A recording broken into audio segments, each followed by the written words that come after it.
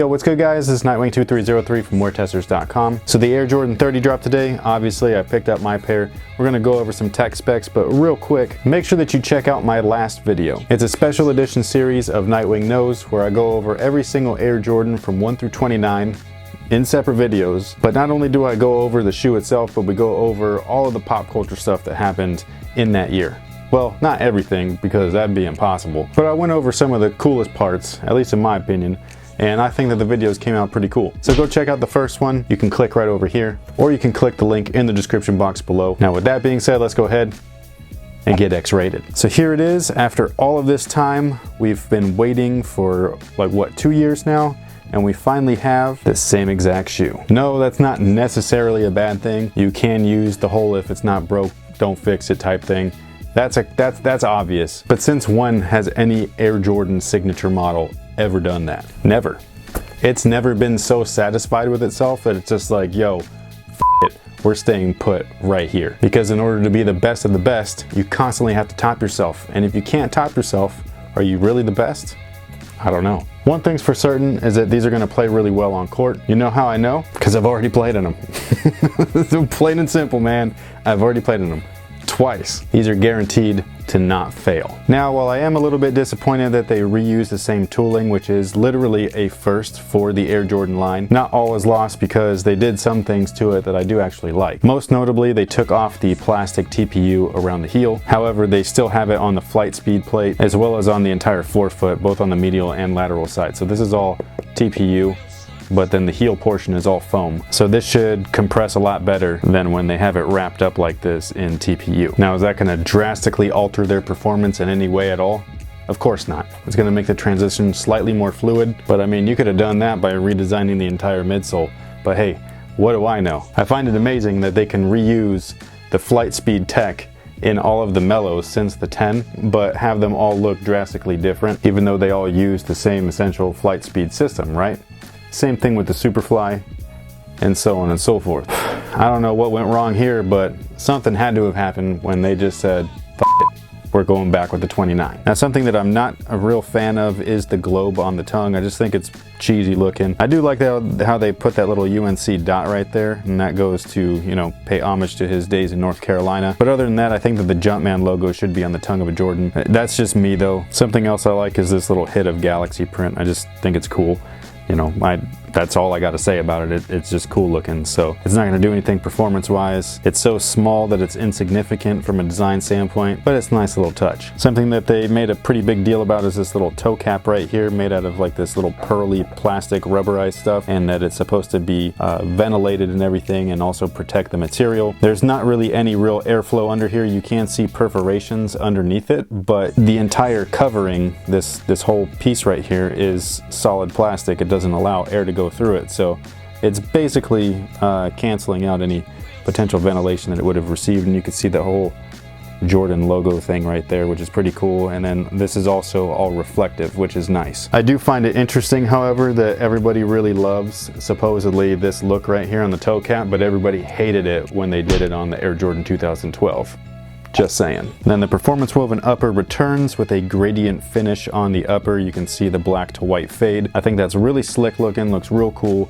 I actually really like the heel XXX right there. Wasn't a huge fan of it when I first saw it, just because I thought it was very weird, but when you do see it enough times, you kind of like, it kind of grows on you and you're just like, okay, I get that. That looks pretty cool. As far as the performance woven itself, it's much thinner than what was used on the 29. I actually prefer the 29's performance woven over this. This just feels a little bit on the cheap side. It's real thin, and the performance woven on the 29 and 29 lows felt very premium and plush, and this just doesn't. There's not a lot of padding on the interior of the forefoot area or anything like that. It just feels very, very, very thin. Something that's interesting is the entire collar right here is made out of fly knit, so I think that's pretty cool. However, I do think that this is just kind of like unreasonably high, that it doesn't need to be that high. They could have cut that down a little bit and it would have looked a lot better in my opinion. Now, they have done this before with the asymmetrical collar. It started with the Air Jordan 13, where you can see the interior here is higher than the exterior, but they made it look even on the tips right there, so when you're you're looking at it face on, they don't look lopsided. And as you can clearly see, they did not do that here, and it just looks funky. They have huge Achilles notches right there in the back of the shoe, and then inside you can see all those lines. Those are actually little rubber grips, and those are gonna basically attach to the bottom of your foot or your sock and just kind of hold your foot in place while you're playing. The shoe itself fits true to size, but they are very snug. I personally love the way that they felt when I put them on foot. I thought they were amazing feeling. It reminded me a lot of the 29 low. So whatever size you got in the 29 low, if you ended up getting them, that's what I would recommend here. Again, I went true to size and they fit perfectly. Now the most notable change is the traction. This is the one part of the tooling that they actually redesigned. So instead of just reusing that wave pattern, they went with whatever this is. I don't know what it is, but it's all over the place. It's all over the box, it's all over the midsole, and clearly it's all over the outsole. And that'll pretty much take care of it. I am going to play in these. I'm going to performance review them when I'm done. So stay tuned for that. I do have a bunch of other performance reviews coming up. They basically were kind of like taking a back seat to that whole Nightwing Nose series, because I literally recorded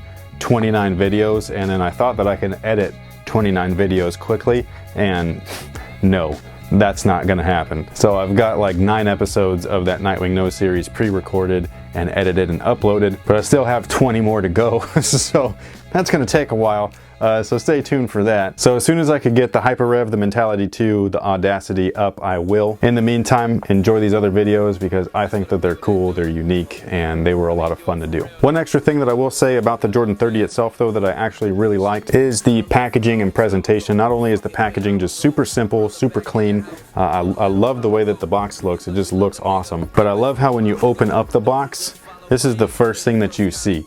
And that's really cool.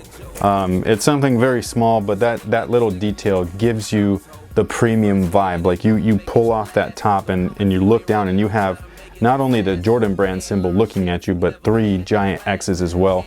And I just think that's awesome. Like, it was just a really cool touch. Again, something very small, just a tiny little detail, but it was awesome. It had a huge impact. You open the box and you're like, damn, I got a pair of Jordan 30s in here. This is gonna be crazy. So I thought that was really dope. So I don't know if anybody else felt the same way, but that's how I felt. And I just think that, you know, like I said, it's the small details that count. This is the bang for your buck right here. The shoe itself we know is gonna play well. Again, they redid everything from the 29, so it's impossible to have that fail. So by putting a little bit more effort in the box, you actually put more effort in the packaging than you did into the actual shoe. I think that was a good touch, especially for $200. And that pretty much takes care of it. Thank you guys for watching. Thank you so much for all your support. It really, really, really is appreciated. I can't tell you guys that enough. Make sure that you hit that like button as well. That goes a long way, helps me out quite a bit. And until next time, guys, have a good one.